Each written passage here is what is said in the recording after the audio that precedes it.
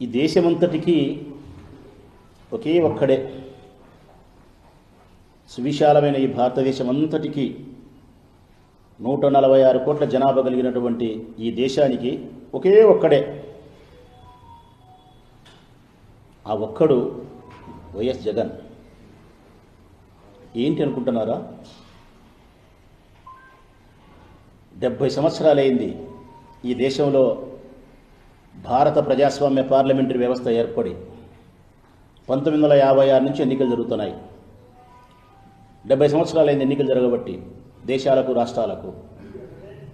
ఈ సుదీర్ఘమైన 70 సంవత్సరాల కాలంలో ఒక్క జగన్ పార్టీ మాత్రమే ఏ జెండాతో జత కట్టకుండా,